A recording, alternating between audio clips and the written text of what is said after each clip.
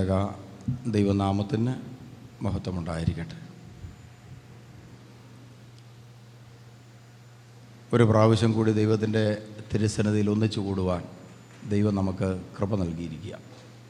ആ കൃപയോർത്ത് ദൈവത്തെ മഹത്വപ്പെടുത്താം. രോഗികൾക്ക് വേണ്ടിയുള്ള പ്രത്യേക തൈലാഭിഷേക ശുശ്രൂഷ കൂദാശ നിർവഹിക്കുന്ന ദിവസം കൂടിയാണ്.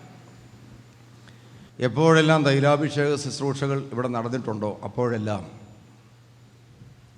അത്ഭുതകരമായ ദൈവത്തിൻ്റെ ഇടപെടലുകൾ നടത്തിക്കൊണ്ട് ഞാനാണ് ഈ കൂദാശയുടെ ദൈവം എന്ന് യേശുക്രിസ്തു വെളിപ്പെടുത്തിയിട്ടുണ്ട്. എന്തിനാണ് നമ്മുടെ ഇടയിൽ ഇങ്ങനെ അത്ഭുതങ്ങളും അടയാളങ്ങളും രോഗശാന്തിയും നൽകിക്കൊണ്ട് നമ്മളുടെ ഇടയിൽ ക്രിസ്തു എന്തിനാണ് പ്രവർത്തിക്കുന്നത്? നമുക്ക് രക്ഷ നൽകാൻ വേണ്ടിയിട്ടാണ്. രക്ഷ മറ്റൊരു വിധത്തിൽ പറഞ്ഞാൽ നിത്യജീവൻ നൽകാൻ വേണ്ടിയിട്ടുള്ള ദൈവത്തിൻ്റെ വിളിയാണ് രോഗശാന്തിയായി അത്ഭുതമായി അടയാളങ്ങളായി നമ്മളിൽ വർഷിക്കുന്നത്. മറ്റൊരു വിധത്തിൽ പറഞ്ഞാൽ അടയാളങ്ങളും അത്ഭുതങ്ങളും ഇതാ ഞാനാകുന്ന ഈ വഴിയിലൂടെ നിത്യരക്ഷയിലേക്ക് നീ കയറിപ്പോകാനുള്ള നിൻ്റെ യഥാർത്ഥ വഴി ഞാനാണ്, എൻ്റെ വചനങ്ങളാണെന്ന വെളിപ്പെടുത്തലാണ് ഇതിലൂടെയെല്ലാം നടക്കുന്നത്. അതുകൊണ്ട് പ്രിയമുള്ളവരെ, നമ്മുടെ വ്യക്തിഗത ജീവിതം നാം ലക്ഷ്യം വെക്കേണ്ടത് നിത്യതയുമായി ബന്ധപ്പെടുത്തിയായിരിക്കണം. രോഗം മാറിയാൽ വേറെ രോഗം വരാൻ സാധ്യതയുണ്ട്. ആ സാധ്യത ഈ തൈലാഭിഷേക ശുശ്രൂഷ കൊണ്ട് അവസാനിക്കുന്നില്ല. ഒരിക്കൽ അനേകം വർഷത്തെ പ്രാർത്ഥനയ്ക്ക് ശേഷം ഒരു വ്യക്തിയുടെ മദ്യപാനവും ലിവർ സിറോസിസ് രോഗവും സുഖപ്പെട്ടു.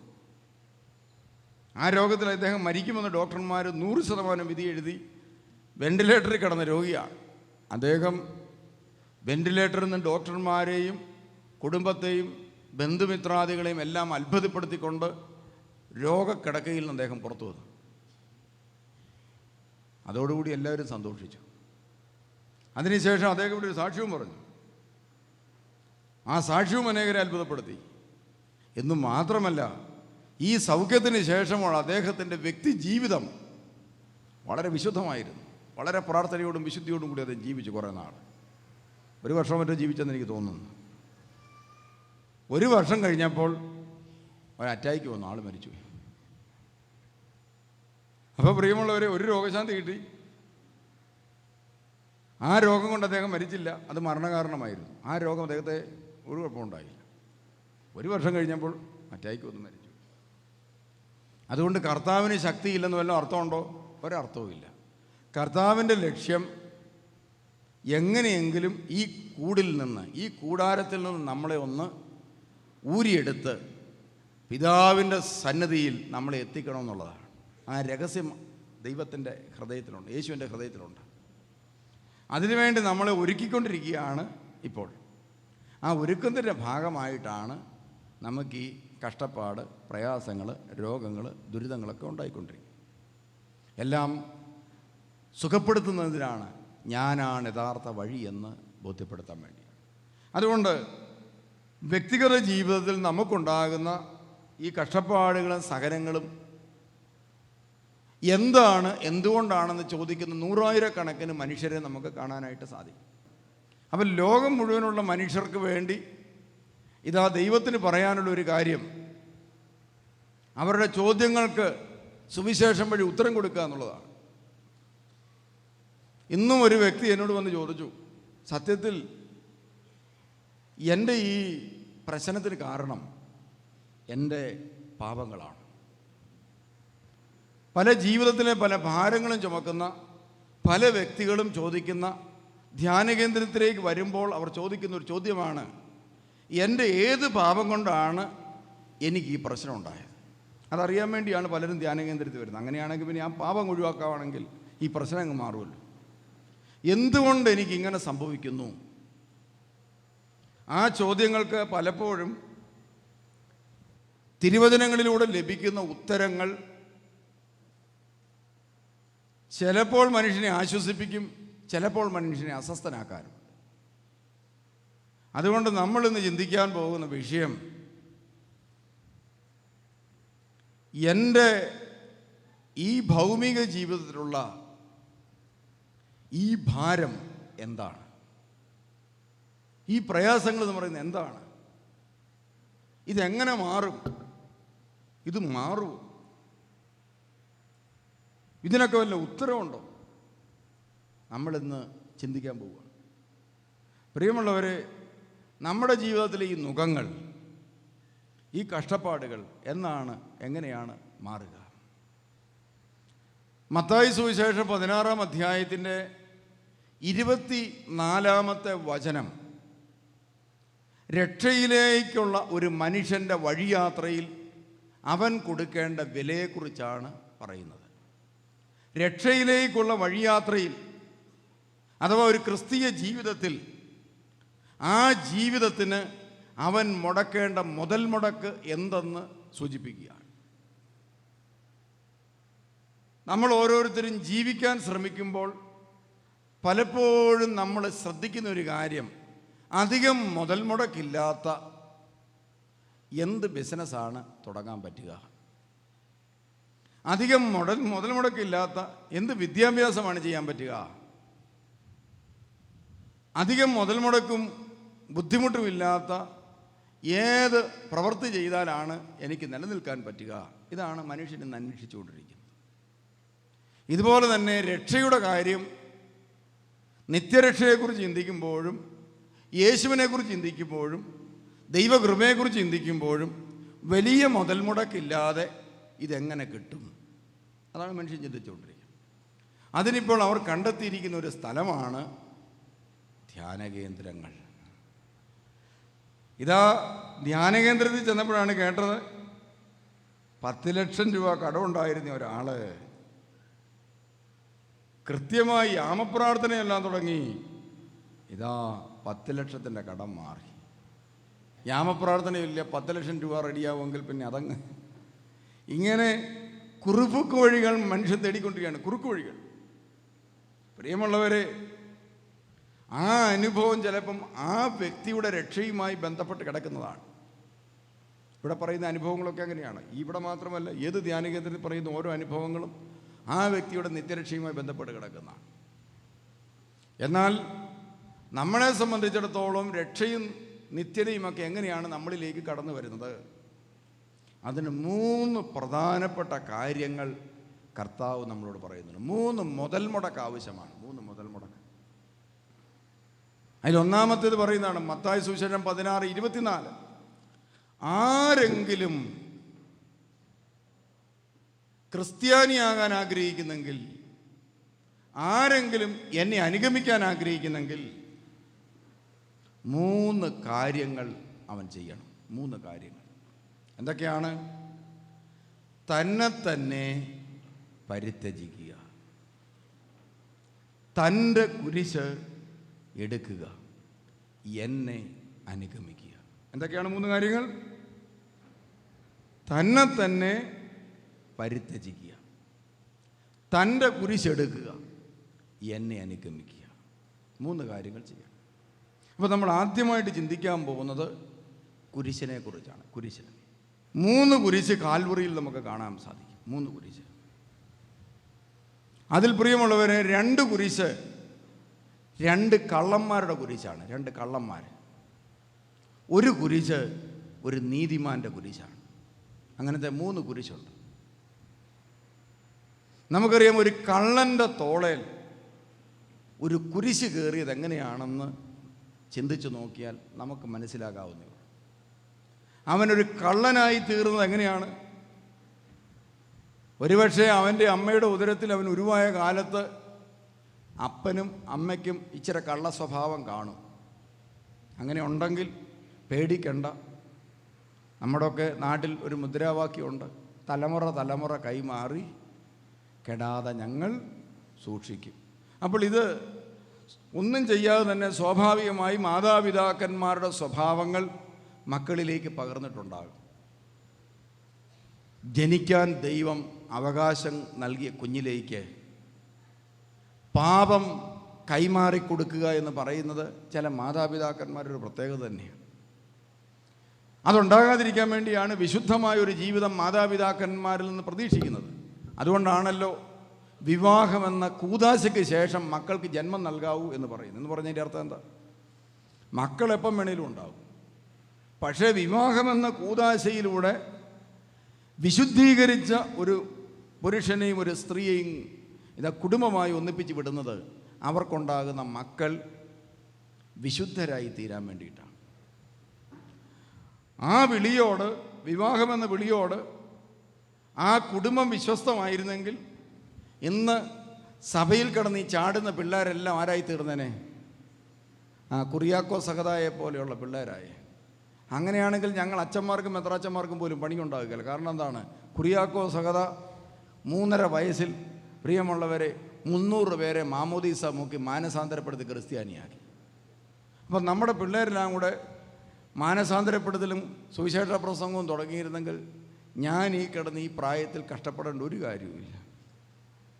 ഇപ്പം നമ്മുടെ പിള്ളേരുടെ സ്വഭാവം എന്താണെന്ന് ചോദിച്ചാൽ തീവ്രവാദികൾക്ക് പോലും അത്തരം സ്വഭാവം ഉണ്ടെന്ന് സംശയമാണ്. ആത്രി പരിപാടികളാണ് നമ്മുടെ പിള്ളേർ ചെയ്തു കൂട്ടുന്നത്. ഈ അടുത്ത കാലത്ത് ഒരു കൊച്ച് അവനെയായിട്ട് വന്നപ്പോൾ അമ്മ അവനെക്കുറിച്ച് പറഞ്ഞതാണ്. കയ്യിലിരിക്കുക കൊച്ച്, ഒരു 4 വയസ്സേ കാണത്തുള്ളൂ. കൈ കിട്ടുന്നത് വെച്ച് അവൻ എന്തും ചെയ്യുക. എന്നിട്ട് കിറി കാണിച്ചിട്ട് പറയുക, എനിക്കിട്ട് കുത്തിയതാണ് പിച്ചാത്തി വെച്ച്. അപ്പോൾ ഞാൻ പിന്നീട് അവൻ്റെ ജീവിതത്തെ കുറിച്ച് പരിശോധിച്ച് നോക്കിയപ്പോൾ മനസ്സിലായത്, പ്രിയമുള്ളവരെ, ആ മാതാപിതാക്കന്മാരിൽ നിന്ന് പകർന്നു കിട്ടിയ സ്വഭാവമാണ് ഈ കുഞ്ഞിനുള്ളത്. അപ്പോൾ ഒരു കള്ളൻ ക്രൂശിക്കപ്പെടാൻ പോവുകയാണ്. അവൻ്റെ തോളിൽ ഈ കുരിശ് കയറാനുള്ള കാരണം ഒരുപക്ഷെ അവൻ്റെ മാതാപിതാക്കന്മാരുടെ പാപമായിരിക്കാം. എന്തായാലും ആ പാപം ആ മനുഷ്യൻ ഏറ്റുവാങ്ങി സ്വന്തം പാപമാക്കി മാറ്റി. നാട്ടുകാരുടെ പാപമൊന്നും നമ്മൾ സ്വന്തം പാപമാക്കേണ്ട കാര്യമില്ല. ലോകത്തിൽ പലതുമുണ്ട്, അതൊന്നും നമ്മൾ ഏറ്റുവാങ്ങേണ്ട ആവശ്യമില്ല. ഈ കുഞ്ഞത് ഏറ്റുവാങ്ങി. അല്ലെങ്കിൽ ജനിച്ച ജീവിത സാഹചര്യങ്ങൾ, ജീൻ വാൽജീൻ്റെ കഥ കേട്ടിട്ടില്ല? ജീൻ വാൽജീൻ ആദ്യമായിട്ട് മോഷ്ടിച്ചത് എന്തിനാണെന്നറിയോ? സ്വന്തം കുഞ്ഞുങ്ങൾക്ക് ഭക്ഷണം കൊടുക്കാൻ ഇല്ലാതെ വന്നപ്പോൾ ബോർമയിൽ പോയി ബ്രെഡ് മോഷ്ടിച്ചു. അങ്ങനെയാണ് അദ്ദേഹം കള്ളനായത്. പിൽക്കാലത്ത് അയാൾ വലിയൊരു കള്ളനായത്, മുഴുത്ത കള്ളൻ. അപ്പോൾ പ്രിയമുള്ളവരെ, ഇതുപോലെ കള്ളനായി തീരാൻ ജീവിത സാഹചര്യങ്ങളായിരിക്കാം അയാളെ കള്ളനാക്കി തീർത്തത്. എന്തായാലും കള്ളനായി എന്ന് പറഞ്ഞത് ഒരു നിർഭാഗ്യ അവസ്ഥയാണ്. അതുകൊണ്ട് കുഴപ്പമില്ല, പിടിക്കപ്പെടാതിരുന്നാൽ മതി. മാർത്തോമാ സഭയിലെ ക്രിസോസ്റ്റം തിരുമേനി കുറേ നാൾ മുമ്പ് ജയിൽ സന്ദർശിക്കാൻ ചെന്നപ്പോൾ ജയിലിൽ കിടക്കുന്നവരെ കണ്ടേച്ച് പറഞ്ഞു, നിങ്ങൾക്ക് ബുദ്ധിയില്ലാത്തതുകൊണ്ട് നിങ്ങൾ പിടിക്കപ്പെട്ടു, ഞങ്ങൾ ബുദ്ധിമാന്മാരായതുകൊണ്ട് പുറത്തു നിൽക്കുന്നു. ഇത്രേ വ്യത്യാസമുള്ള. അപ്പോൾ പ്രിയമുള്ളവരെ, കള്ളനായതുകൊണ്ട് കുഴപ്പമില്ല, പക്ഷേ പിടിക്കപ്പെട്ടത് അതിനേക്കാൾ വലിയ നിർഭാഗ്യമായി. അവൻ പിടിക്കപ്പെട്ടാലും കുഴപ്പമില്ലായിരുന്നു, തെളിവുകളെല്ലാം അവനെതിരെ. അങ്ങനെ അവനെ കൊല ചെയ്യാൻ വിധിച്ചു. അതതിനേക്കാൾ നിർഭാഗ്യമായിപ്പോയി. വിധി മാറിപ്പോയി. അവൻ്റെ മരണത്തിന് കാരണമായി തീർന്നു. ഇനി വിധി എന്തായിരുന്നു? ലോകത്തിലെ ഏറ്റവും നീചമായ ക്രൂശ് മരണം. അതായിരുന്നു വിധി. അങ്ങനെ ലോകത്തിലെ ഏറ്റവും നിർഭാഗ്യവാനായ ഒരു മനുഷ്യനായി തീർന്നു ആ 2 കള്ളന്മാർ. അപ്പോൾ നിങ്ങൾക്ക് മനസ്സിലായി, ഈ കള്ളന് ഒരു കുരിശുണ്ട്. ആ കുരിശ് എന്തിൻ്റെ അനന്തരഫലമാണ്? അപ്പനിലൂടെ കിട്ടിയതായിരിക്കാം, അമ്മയിലൂടെ കിട്ടിയതായിരിക്കാം, സാഹചര്യങ്ങളിലൂടെ കിട്ടിയതായിരിക്കാം, ചുറ്റുപാടുകളിൽ നിന്ന് മനസ്സിൽ കയറിക്കൂടിയ തെറ്റായ ബോധ്യങ്ങളിൽ നിന്നായിരിക്കാം അയാളുടെ കള്ളനായി തീർന്നത്. എന്തായാലും ഈ കള്ളൻ്റെ തോളയിലുള്ള കുരിശ് എന്തിൻ്റെ ഫലമായിട്ടുള്ള കുരിശാണ്? പാപത്തിൻ്റെ ഫലമായിട്ടുള്ള കുരിശാണ്. അപ്പോൾ പ്രിയമുള്ളവരെ, നമ്മുടെ നിത്യജീവിതത്തിൽ ചില സഹനങ്ങൾ, ചില കഷ്ടപ്പാടുകൾ, ചില പ്രയാസങ്ങൾ, ചില രോഗങ്ങൾ, ചില ദുരിതങ്ങൾ എന്തിൻ്റെ അനന്തരഫലമാണ്? 100-ൽ 100% പാപത്തിൻ്റെ അനന്തരഫലമായി ഉണ്ടാകാറുണ്ട്. അനേകം വർഷം മദ്യപിച്ച ഒരു മനുഷ്യന് ലിവർ സിറോസിസ് വന്ന് 45-ാമത്തെയോ 50-ാമത്തെ വയസ്സിൽ എഴുന്നേക്കാൻ മേലാതെ നാട്ടുകാർക്കും വീട്ടുകാർക്കും ഭാരവും കുരിശുമായി തീർന്നു. എന്തിൻ്റെ ഫലമാണ്? പാപത്തിൻ്റെ അനന്തര ഫലമായി അയാളുടെ തോളെ കയറിയതാണ് ഈ കുരിശ്. അപ്പോൾ പ്രിയമുള്ളവരെ, ധ്യാനം കൂടുന്ന അനേകം ദൈവമക്കളുടെ ജീവിതത്തിൽ കുരിശുകളും കഷ്ടപ്പാടുകളും ഉണ്ടാകാറുണ്ട്. അതിൽ ചില കുരിശുകൾ എവിടെ നിന്നുണ്ടാകുന്നതാണ്? അവനവൻ്റെ പാപത്തിൻ്റെ ഫലമായി ഉണ്ടാകുന്ന കുരിശാണ്. ആ കുരിശുകൾ പ്രിയമുള്ളവരെ, പാപത്തെക്കുറിച്ച് ബോധമുണ്ടാകുകയും പശ്ചാത്തപിക്കുകയും ചെയ്താൽ ഈ കുരിശുകൾ, ഈ കുരിശ് വഴി ഉണ്ടാകാനിരിക്കുന്ന ഇതാ മരണം, നിത്യശിക്ഷ, ഇതെല്ലാം നീങ്ങിപ്പോകാൻ കാരണമായി തീരും. അതാണ് വലതുഭാഗത്തെ കള്ളൻ്റെ കുരിശ്. വലതുഭാഗത്തെ കള്ളനായി പിടിക്കപ്പെട്ടു, ക്രൂശിക്കപ്പെട്ടു. അത്രയും കാര്യം ഓക്കെ ആയിട്ടുണ്ട്. പാപത്തിൻ്റെ അനന്തരഫലം. ഇനി എന്താണുള്ളത്? പാപത്തിൻ്റെ ശമ്പളം മരണം. മരിച്ചാൽ ഈ കള്ളന് കിട്ടാൻ പോകുന്നത് എന്താണ്? നരകം. ഇനി അയാൾക്ക് കിട്ടാൻ പോകുന്നത് നരകമാണ്. അങ്ങനെ നരകത്തിലേക്ക് പോകാൻ വേണ്ടി ആ കള്ളൻ കുരിശെ കിടക്കുമ്പോഴാണ് അവർ നോക്കിയപ്പോൾ ഒരു പുതിയ പാർട്ടി ഞങ്ങളുടെ കൂടെ കൂടിയിട്ടുണ്ട്. അതാരാണ്? യേശു. അവർ രണ്ട് കള്ളന്മാർ യേശുവിനെ നോക്കി. ഇടതുഭാഗത്തെ കള്ളൻ യേശുവിനെ കുറ്റപ്പെടുത്തിക്കൊണ്ട് ചോദിച്ചു, നീ കുരിശെന്ന് ആദ്യം താഴെ ഇറങ്ങി, പാപം ചെയ്യാത്തവനല്ലേ, അത്ഭുതങ്ങളോടെ അടയാളങ്ങൾ നടന്നു, നീ ആദ്യം താഴെ ഇറങ്ങി, എന്നിട്ട് ഞങ്ങളെയും കൂടി എങ്ങനെയില്ല ഇറക്കുക. വലതുഭാഗത്തെ കള്ളൻ യേശുവിനെ നോക്കിയിട്ട് ആ ഇടതുഭാഗത്തെ കള്ളനെ നോക്കി പറഞ്ഞു, നോക്ക്, നമ്മളോ പാപം ചെയ്തതിൻ്റെ ഫലമായി കുരിശ് കിട്ടി, ഇവനോ ഒരു പാപവും ചെയ്യാതെ കുരിശ് വഹിക്കുന്നു. അവിടെ ആ കള്ളൻ കണ്ടെത്തിയ രണ്ട് പ്രധാനപ്പെട്ട കാര്യമാണ്. ഒന്ന്, ഞാനൊരു പാപിയാണെന്ന ബോധം യേശുവിൻ്റെ സാന്നിധ്യം കൊണ്ടും യേശുവിൻ്റെ ശക്തി കൊണ്ടും യേശുവിനെ കണ്ടതുകൊണ്ടും അവന് കിട്ടി. അഥവാ പാപബോധം കിട്ടി, പശ്ചാത്താപം കിട്ടി, അനുതാപം കിട്ടി. ആർക്ക്? കള്ളന്. പ്രിയമുള്ളവരെ, അനുതാപം കിട്ടിയ കള്ളന് പാപത്തിൻ്റെ അനന്തരഫലമായി കിട്ടിയ അനുഭവം എന്താണ്? പറുദീസ. കണ്ടോ? പാപത്തിൻ്റെ അനന്തരഫലം എന്ന് പറയുന്നത് നരകമാണ്. പക്ഷേ പാപത്തിൻ്റെ അനന്തരഫലമായി ഇതാ ഒരു കള്ളന് പറുദീസ കിട്ടി. എങ്ങനെ കിട്ടിയത്? പ്രിയമുള്ളവരെ, അതിൻ്റെ ഇടയിൽ യേശു വന്നതുകൊണ്ടാണ്. അങ്ങനെയാണെങ്കിൽ നമ്മുടെ ജീവിതത്തിൽ പലതരത്തിലുള്ള കുരിശുകളുണ്ട്. ആ കുരിശുകളിൽ ചിലത് നമ്മുടെ ജീവിതത്തിലെ പാപം വഴി നമ്മളിലേക്ക് വന്ന കുരിശുകളാണ്. ആ പാപത്തിൻ്റെ ദുരന്ത ഫലങ്ങളും അനന്തരഫലങ്ങളും നമ്മൾ ഏറ്റുവാങ്ങുകയാണ്. ഇതാ, എപ്പോഴാണോ നമ്മുടെ ജീവിതത്തിൽ യേശുവിനെ സ്വീകരിക്കുന്നത്, യേശുവിനെ ഒരു നിരപരാധിയായി, നീതിമാനായി, ദൈവമായി ഞാൻ കാണുകയും രണ്ടാമത് ഞാനൊരു പാപിയാണെന്ന പാപബോധം ക്രിസ്തുവിനെ കാണുമ്പോൾ ഉണ്ടാകുന്ന ഒരവസ്ഥയാണ് അനുതാപം, പശ്ചാത്താപം. ആ പശ്ചാത്താപത്തോടെ അവൻ കരയുകയും ചെയ്തപ്പോൾ പ്രിയമുള്ളവരെ, യേശു അവനെക്കുറിച്ച് പറഞ്ഞു, ഇന്ന് നീ എന്നോടുകൂടെ പറുദീസയിലായിരിക്കും. അങ്ങനെയാണെങ്കിൽ പാപത്തിൻ്റെ അനന്തരഫലമായി പറുദീസ കിട്ടാൻ കാരണം യേശു എന്ന രക്ഷകനെ അവൻ കണ്ടതുകൊണ്ടാണ്, അറിഞ്ഞതുകൊണ്ടാണ്, ആ സാന്നിധ്യത്തിൽ അവന് ജീവിക്കാൻ പറ്റിയതുകൊണ്ടാണ്. അങ്ങനെയാണെങ്കിൽ ഇവിടെ ധ്യാനത്തിന് കൂടിയിരിക്കുന്ന വ്യക്തികളെ സംബന്ധിച്ചിടത്തോളം അമ്മയുടെ ഉദരം മുതൽ ഈ നിമിഷം വരെ കടന്നുകൂടിയിട്ടുള്ള അനേകം തരത്തിലുള്ള കൽപ്പന ലംഘനങ്ങളുടെ, പാപങ്ങളുടെ ദുരന്ത ഫലമായി ഉണ്ടായിട്ടുള്ള പല പല കുരിശുകളും രോഗങ്ങളും പ്രയാസങ്ങളും ഉണ്ടാവാം. എപ്പോഴാണോ നീ യേശുവിൻ്റെ തിരുമുഖത്തേക്ക് നോക്കി ഞാനൊരു പാപിയാണെന്ന് പറഞ്ഞ് കരയുന്നത്, യേശുവിനെ ഒരു നീതിമാനായി കണ്ട്, അവൻ കരുണയുള്ളവനായി കണ്ട് അവൻ്റെ തിരുമുഖത്തേക്ക് പാപമോചനത്തിന് വേണ്ടി നോക്കുന്നത്, ആ നിമിഷം അവൻ്റെ നരകം പറുദീസയായി രൂപാന്തരപ്പെടും. ഈ സ്ഥാനം തന്നെ നീ എന്നോട് കൂടെ പറുദീസ എന്ന് പറഞ്ഞാൽ തൊട്ടടുത്ത സീറ്റ് എന്നതിനർത്ഥം. ഇതേ കാര്യം തന്നെയാണ് യാക്കോബും യോഹന്നാനും ചെന്ന് കർത്താവിനോട് ചോദിച്ചു. കർത്താവേ, നിൻ്റെ വലതുവശത്തും ഇടതുവശത്തും ഒരു സീറ്റ് റെഡിയാക്കി തരാമോ? ഉടനെ കർത്താവ് എന്താ പറഞ്ഞത്?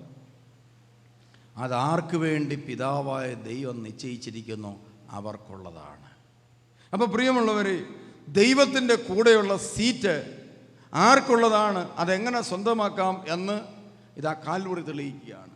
നിൻ്റെ പാപങ്ങളെക്കുറിച്ച് ഓർത്ത് നീ കരയുക, പശ്ചാത്തപിക്കുക, നീതിമാനായ ക്രിസ്തുവിൻ്റെ മുഖത്തേക്ക് ഇതാ നീ നോക്കി അവനെ അവൻ്റെ വചനങ്ങളെയും ഹൃദയത്തിൽ സ്വീകരിക്കുക. നിനക്കുള്ളതാണ് പർദീസാനുഭവം, ദൈവ സാന്നിധ്യാനുഭവം നിനക്കുള്ളതാണ്, ദൈവകൃപ നിനക്കുള്ളതാണ്.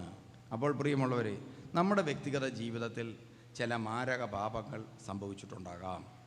ഉണ്ടെങ്കിൽ ആ പാപത്തെക്കുറിച്ചുള്ള അനുദപിക്കാൻ വേണ്ടിയാണ് ഈ ധ്യാന കേന്ദ്രത്തിൽ ദൈവം നമ്മളെ കൊണ്ടെത്തിച്ചിരിക്കുന്നത്. വെള്ളിയാഴ്ച തീർന്ന ധ്യാനത്തിൻ്റെ വ്യാഴാഴ്ച ദിവസം ഒരു ഭാര്യയും ഭർത്താവും ഇവിടെ കടന്നു.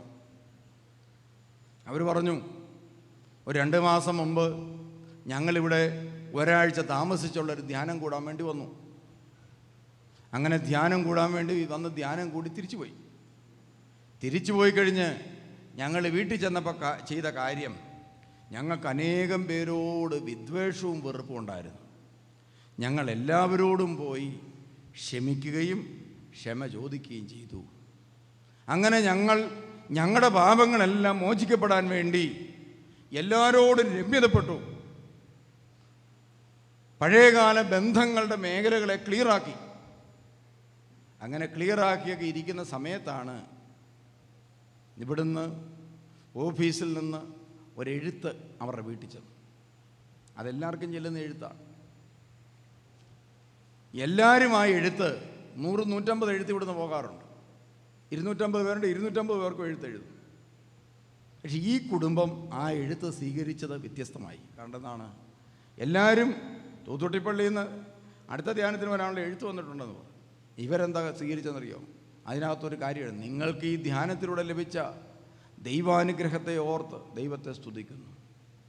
ഈ എഴുത്ത് കൈ കിട്ടിയപ്പോൾ പ്രിയമുള്ളവർ, അവരോർത്ത് എന്താണ്? ഏതാണ്ട് ദൈവാനുഗ്രഹം കിട്ടിയതായിട്ട് ധ്യാനകേന്ദ്രക്കാർക്ക് മനസ്സിലായിട്ടുണ്ട്. അതുകൊണ്ട് അത് അറിയിച്ചതാണ്. അവരുടെ പ്രശ്നം എന്തായിരുന്നറിയോ? കുട്ടികളില്ലായിരുന്നു എന്നുള്ളത്. അപ്പോൾ എഴുതി ചെന്നപ്പോൾ അവരോർത്ത് എന്താണ്? കർത്താവ് ധ്യാനകേന്ദ്രത്തിൽ അവർക്കുള്ള കൊച്ചിനെ ഏൽപ്പിച്ചിട്ടുണ്ട്, അതൊന്ന് മേടിച്ചുകൊണ്ട് പോകണമെന്നാണ് ഈ പറഞ്ഞതെന്നാണ് അവർ ഓർത്തത്. അവർ ചെയ്തത് ഇതാ നേരെ അനുഗ്രഹം കിട്ടിയെന്നറിഞ്ഞ് പേപ്പറല്ല, നമ്മുടെ പേപ്പറിൽ ചെന്ന സാധനമാണ്. അവർ നേരെ ചെന്ന് ഹോസ്പിറ്റലിൽ ചെന്ന് ടെസ്റ്റ് ചെയ്തപ്പോൾ അറിയുന്നു, പ്രിയമുള്ളവരെ, ആ പെൺകുട്ടി ഗർഭിണിയാണ്. 2.5 വർഷമായിട്ട് കുട്ടികളില്ലാതെ പ്രാർത്ഥിച്ചവർക്ക്, ഡോക്ടർമാരെ പോയി കണ്ടവർക്ക് യാതൊരു ട്രീറ്റ്മെൻറ്റും കൂടാതെ ദൈവം ഒരു കുഞ്ഞിനെ കൊടുത്തു. ഇന്നലെ അവരിവിടെ സാക്ഷ്യപ്പെടുത്താനായിട്ട് വന്നു. ഗർഭിണിയായ ഭാര്യയുമായി ആ ചെറുപ്പക്കാരനെ ഇവിടെ സാക്ഷ്യപ്പെടുത്താം. അപ്പോൾ പറഞ്ഞു, ഞാൻ എൻ്റെ പാപങ്ങളെക്കുറിച്ച് ഓർത്ത് ആ പാപക്ഷമയ്ക്ക് വേണ്ടി മറ്റുള്ളവരോടെല്ലാം ക്ഷമിച്ചു, രമ്യതപ്പെട്ടു. അപ്പോഴാണ് ദൈവം എനിക്ക് അനുഗ്രഹം നൽകിയത്. അപ്പോൾ ദൈവാനുഗ്രഹം കടന്നു വരുന്നത് എങ്ങനെയാണെന്ന് ഓർത്തോണം. പ്രിയമുള്ളവർ, ഇവിടെ ഈ തൈലാഭിഷേക ശുശ്രൂഷയ്ക്ക് വന്ന വ്യക്തികൾ ശ്രദ്ധിക്കേണ്ട ഒരു കാര്യം, രോഗശാന്തി വരുന്ന എപ്പോഴാണെന്നറിയോ?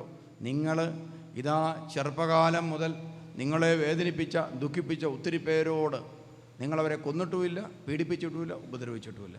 നിങ്ങളിങ്ങനെ ചിന്തിച്ചുകൊണ്ടിരിക്കുക, എന്നാലും എന്നോടങ്ങനെ ചെയ്തല്ലോ, എന്നാലും അങ്ങനെയൊക്കെ എന്നോട് ചെയ്യാമായിരുന്നോ? മതി, നിങ്ങൾക്ക് രോഗശാന്തി കിട്ടുകയില്ല. നിങ്ങളെന്ത് ചെയ്യണം? അവർ നിരപരാധികൾ, ഞാനവരെ വെറുതെ വിട്ടയക്കുന്നു. യേശുവിൻ്റെ മനോഭാവമാണ്, രക്ഷയുടെ മനോഭാവം ഇതാണ്. ഞാനവരെ വെറുതെ വിട്ടയക്കുന്നു. പ്രിയമുള്ളവരെ, ഓർക്കുക, ദൈവത്തിൻ്റെ ശക്തി നിങ്ങളിലേക്ക് കടന്നു വന്ന് പാപവിമോചനത്തോടൊപ്പം രോഗസൗഖ്യവും നമുക്ക് ലഭിക്കും. അപ്പോൾ ഒരു ടൈപ്പ് കുരിശിനെക്കുറിച്ച് ഞാൻ പറഞ്ഞു, പാപത്തിൻ്റെ അനന്തരഫലമായി ഉണ്ടാകുന്ന ഒരു കുരിശ്. അതെന്തായി മാറി? പറുദീസായിക്ക് കാരണമായി മാറി. ഇനി പ്രിയമുള്ളവരെ, ഇടതുഭാഗത്തെ കള്ളൻ്റെ കുരിശുണ്ട്. ആ കുരിശിൻ്റെ പ്രത്യേകത എന്താ? ആ കുരിശും പാപത്തിൻ്റെ ഫലമായുള്ള കുരിശ്. അത് തോളെ വെച്ച് കള്ളൻ ഗോകുൽത്താ മലയിൽ തന്നെ ചെന്നു.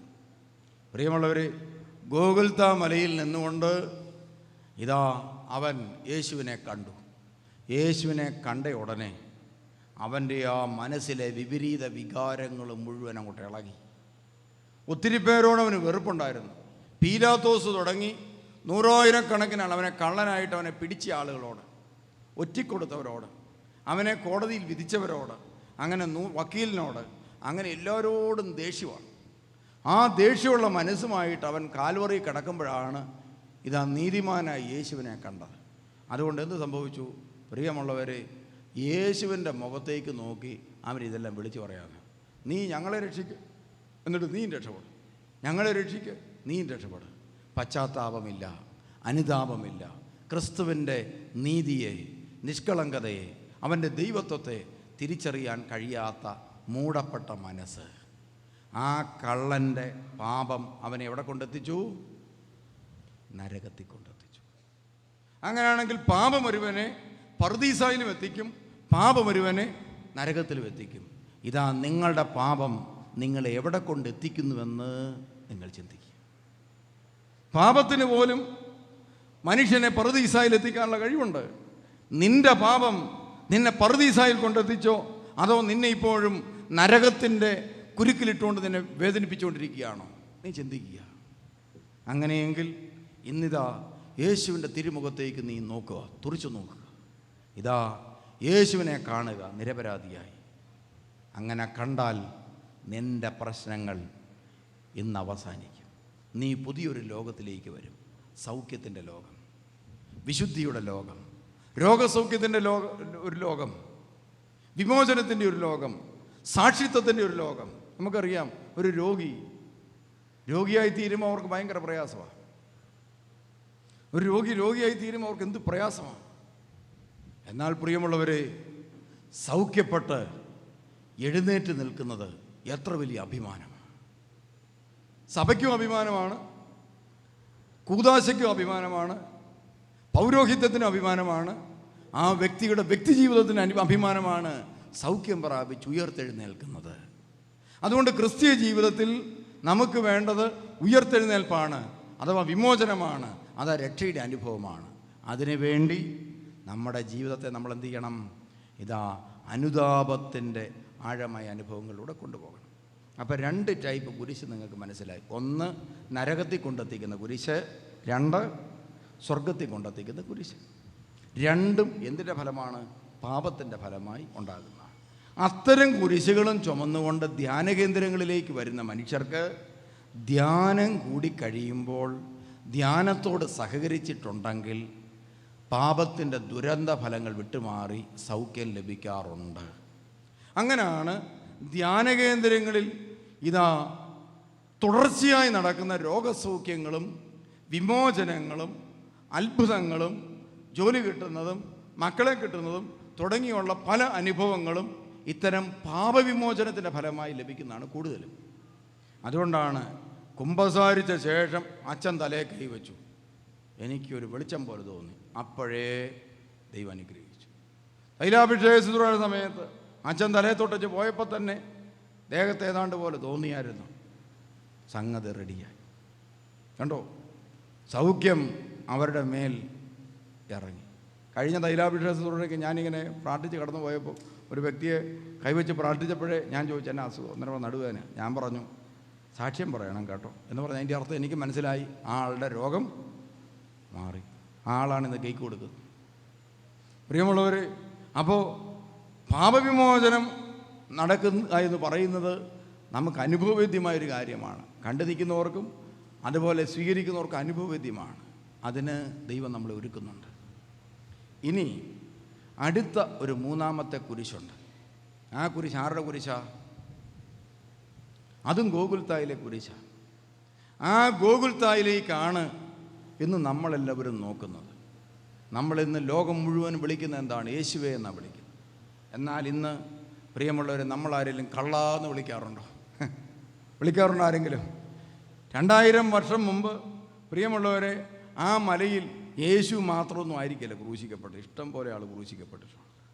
ഇഷ്ടം പോലെ ആൾ ക്രൂശിക്കപ്പെട്ടു. യേശുവിൻ്റെ കൂടെ തന്നെ 2 പേര് ക്രൂശിക്കപ്പെട്ട് കഴിഞ്ഞു.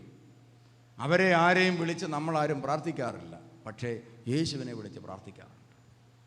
കാരണം എന്താണ്? അവൻ നീതിമാനായി കുരിശു ചുമന്നവനാണ്. നീതിമാനായി കുരിശു ചുമന്നവന് ലോകത്തെ രക്ഷിക്കാൻ സാധ്യതകളുണ്ട്. അതാണ് ക്രിസ്തു തുറന്നത്.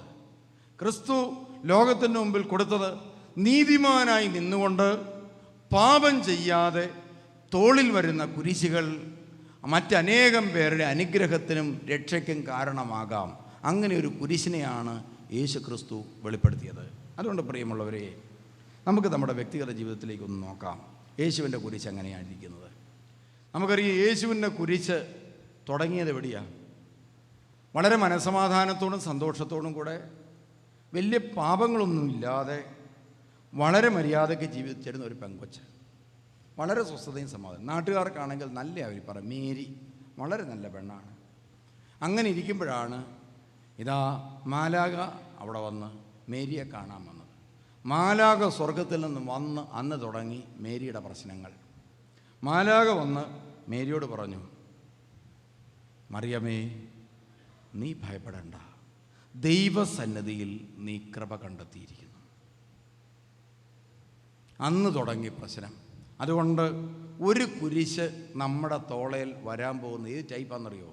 ദൈവകൃപയുടെ അനന്തരഫലമായി ഒരു കുരിശ് ഉണ്ടാകാറുണ്ട്.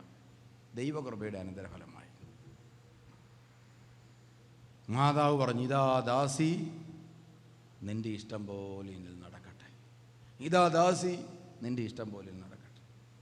അതോടുകൂടി ഇതാ കന്യകമറിയാമൻ്റെ ഉദരത്തിൽ ഒരു കുഞ്ഞുരുവായി.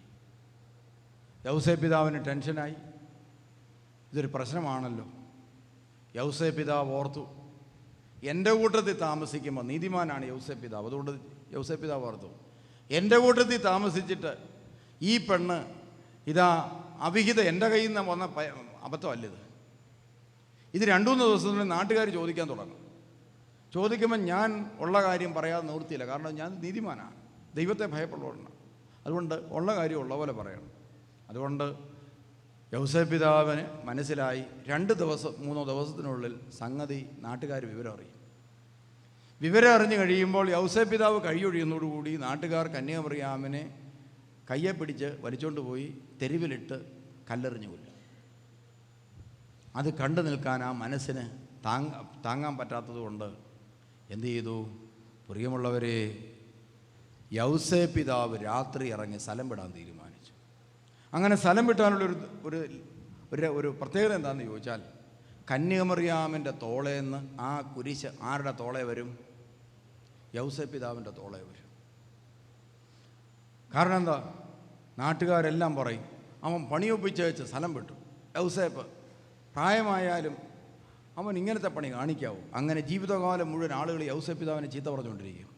അതോടുകൂടി മേരിയെ നോക്കിയിട്ട് പറയും, എന്നാലും ആ വൃദ്ധൻ്റെ കൂടെ പറഞ്ഞു വിട്ടിട്ട് അങ്ങേരെ ഈ പെണ്ണിനെ ഇതുപോലെ ആക്കി തീർത്തല്ലോ. അങ്ങനെ ഒരു സഹതാപ തരംഗത്തിൽ കന്യകമറിയാൻ രക്ഷപ്പെട്ടോട്ടെ എന്നാണ് ആര് ചിന്തിച്ചത്? യൗസേ പിതാവ് ചിന്തിച്ചത്. ദൈവകൃപയുടെ അനന്തരഫലമായുള്ള കുരിശുകൾ ഇങ്ങനെ നീങ്ങുകയില്ല. അത് യൗസേ പിതാവ് മേടിച്ചെടുക്കാൻ നോക്കിയാലും പിടിച്ചാര് തോളെ വെക്കും?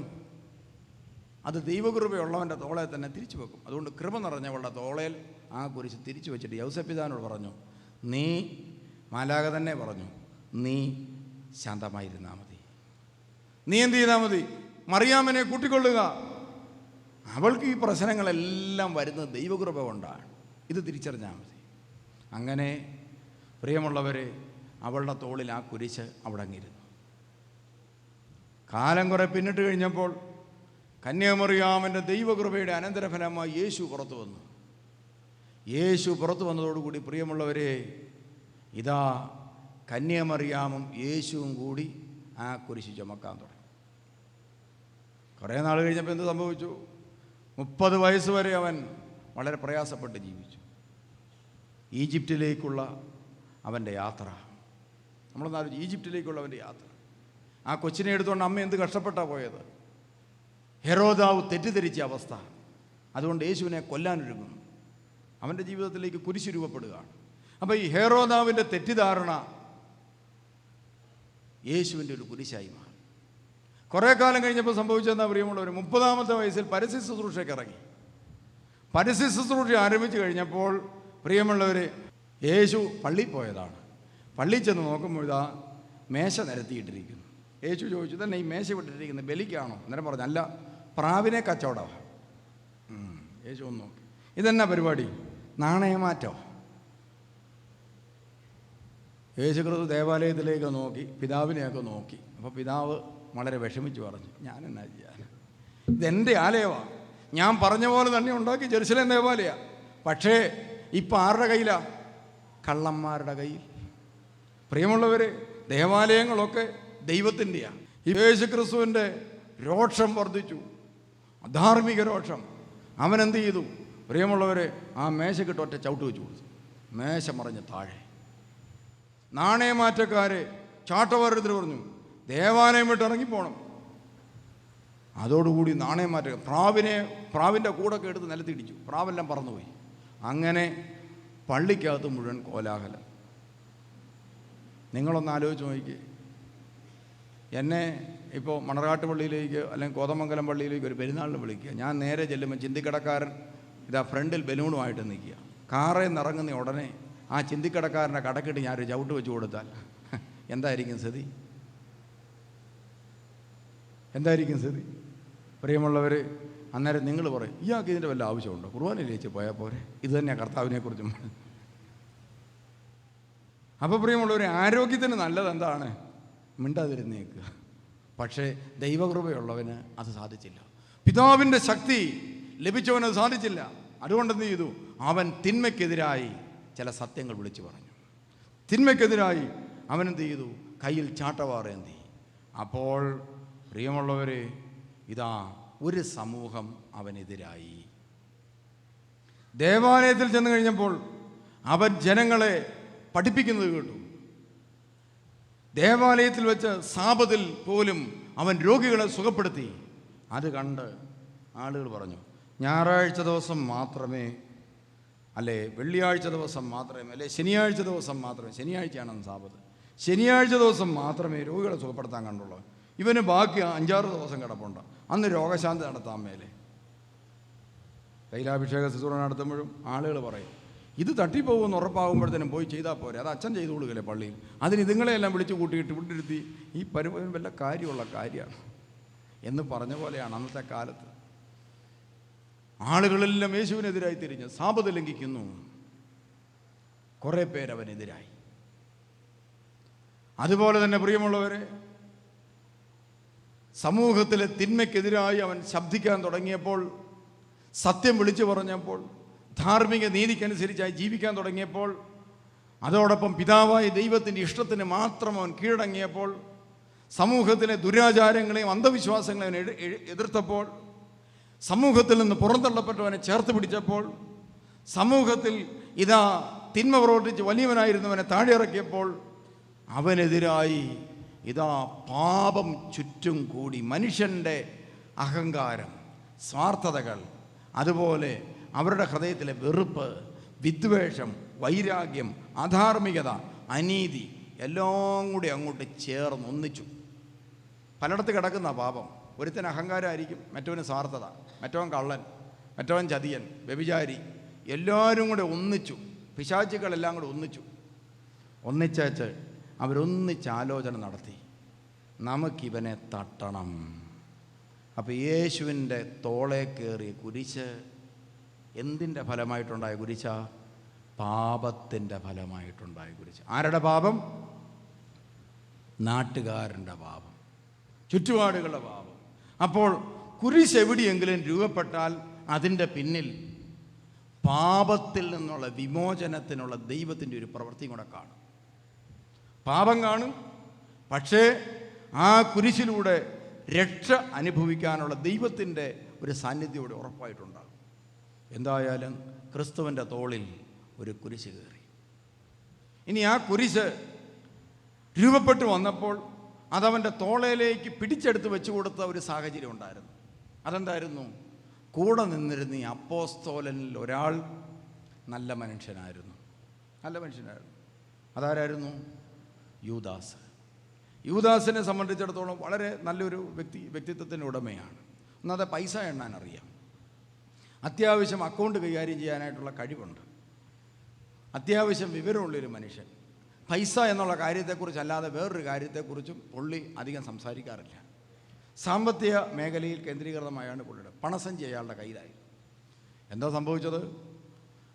അദ്ദേഹം അപ്പോസ്തോലിക പ്രവർത്തനം ആരംഭിച്ച കാലം മുതൽ അങ്ങേരുടെ കയ്യിൽ പണസഞ്ചി കിട്ടി അന്ന് മുതൽ അതിലേക്ക് പണം കൂടുതൽ വരുത്താൻ വേണ്ടിയുള്ള ശ്രമങ്ങൾ അദ്ദേഹം നടത്തിക്കൊണ്ടിരുന്നു. അതിന് ചെയ്തതെന്താണ്?